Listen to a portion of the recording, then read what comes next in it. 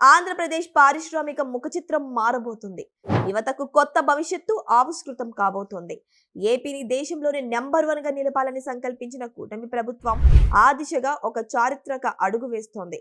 అనకాపల్లి జిల్లా నక్కపల్లి మండలంలో Arcelor Mittal, nipple steel కంపెనీలు సంయుక్తంగా నిర్మించనున్న భారీ స్టీల్ ప్లాంట్ కు సీఎం చంద్రబాబు సోమవారం శంకుస్థాపన చేయనున్నారు.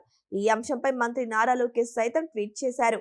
ఒక్క ప్రాజెక్టుతో 1,00,000 మందికి జీవనోపాధి, రేపటి నుంచి కొత్త భవిష్యత్తు ప్రారంభం కాబోతుందంటూ ఆ ట్వీట్ లో చెప్పుకొచ్చారు. జగన్ హయాంలో సరైన పరిశ్రమలు రాక ఉపాధి లేక పక్క రాష్ట్రాలకు వలస వెళ్లిన ఏపీ యువతకు ఈ ఒక్క ప్రాజెక్టు ద్వారా ఏకంగా 1,00,000 మందికి పైగా ఉపాధి లభించనుంది. రాష్ట్ర చరిత్రలోనే ఇది భారీ పెట్టుబడి. ఆర్సెలార్ మిట్టల్, నిప్పల్ స్టీల్ కంపెనీలు సంయుక్తంగా ఏకంగా 1,47,162 కోట్ల రూపాయల పెట్టుబడితో ఈ ఇంటిగ్రేటెడ్ స్టీల్ ప్లాంట్ ను ఏర్పాటు చేయబోతున్నారు.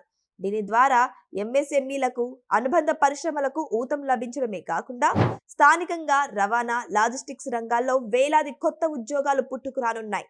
ఈ కార్యక్రమం కోసం నక్కపల్లి మండలం చందనాడ పంచాయతీ శివారుపాటి మీద గ్రామం దగ్గర ప్రభుత్వం విస్తృత ఏర్పాట్లు చేసింది. భారీ బహిరంగ సభ కోసం వేదికను ముస్తాబు చేశారు.